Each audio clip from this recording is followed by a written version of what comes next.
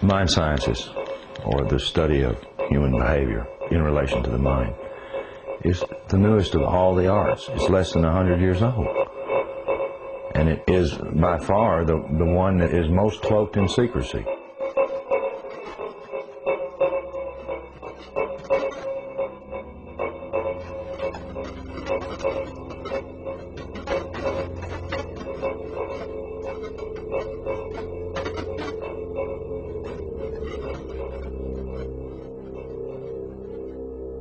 The origins of psychological warfare were in Nazi Germany, and in the Nazi ideology they had something that was called Weltanschauungskrieg, which means worldview warfare.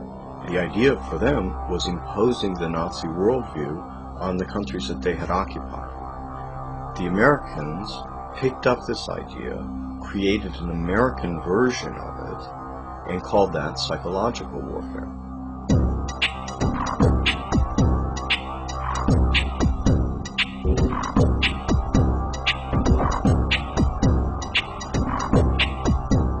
In trying to understand psychological warfare and in trying to understand the American approach to the post-war efforts to control people's minds, both as individuals and on a mass scale, there's a lot of illusions about how that was done. Were Nazis involved in that process? Yes, they were.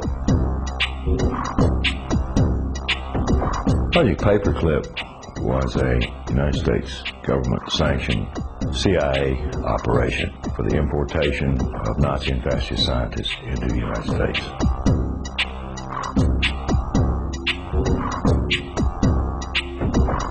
Their statement was simply this: if we don't bring these people into this country and contain them, then our enemies, the Soviet Union, will get them.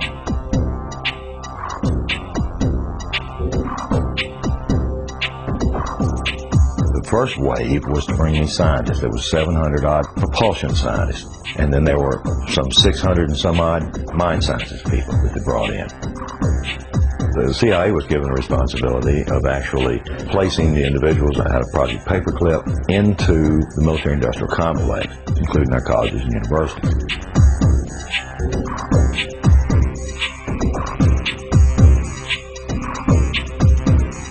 Mind control was a psychological warfare weapon that Adolf Hitler regarded as the answer for taking over the entire planet.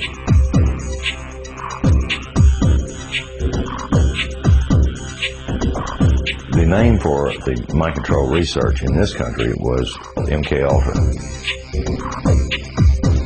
MK-Ultra was one program of a series of programs that came out of the CIA to experiment with different types of mind control, using drugs, using electroshock, using insulin shock, and other techniques.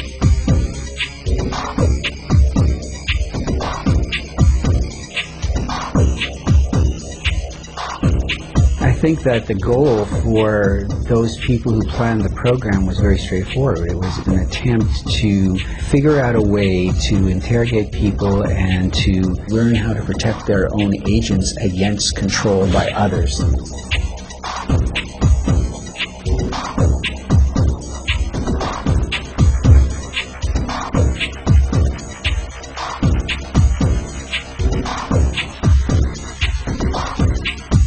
If you put someone in a position of being disabled by not feeding them or not allowing them to sleep or overwhelming them with sound, if you use massive shock treatment and you give people massive doses of drugs such as PCP or mescaline or amphetamines or LSD, and if you put them in periods of darkness where they can't predict from one minute to another what is going to happen next, so they're always dreading, there's no consistency to sort of what's going to happen, anybody can be put in a position of being open to brainwashing.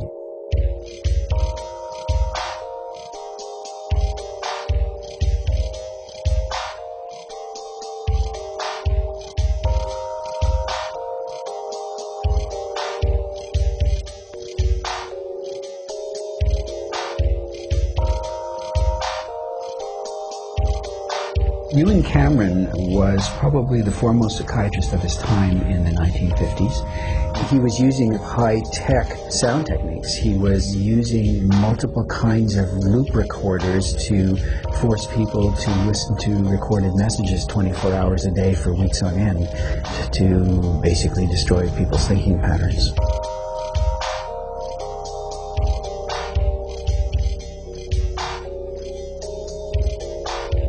Injected the lysergic acid into the vein, and he patted me on the shoulder and said, "Now there, lassie, we'll see you later."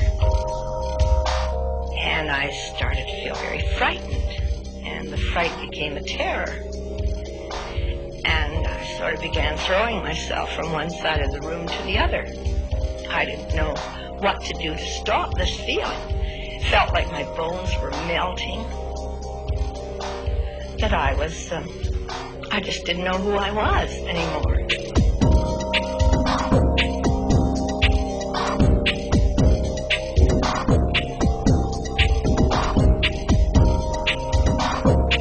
This is not just break-ins of people's homes. It's not just invasions of privacy by illegal wiretapping. This is an invasion of a person's mind.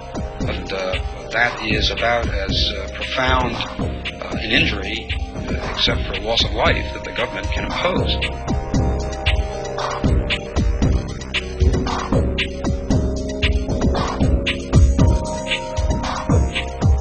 This was a post-Nazi program, if you will. It was an Americanization. I've often made the statement, and I still make it flippantly. The Nazis didn't lose the war. They just had to move. Now it's 50 years later. Now they're much more clever, much more sophisticated. They have a lot more money to spend.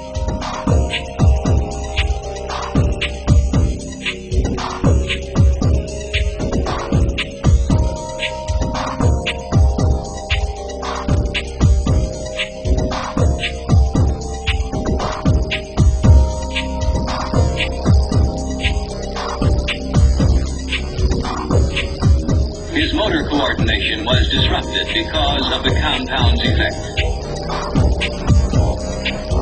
Although his vision was not impaired, he found it difficult to focus his attention on the next objective.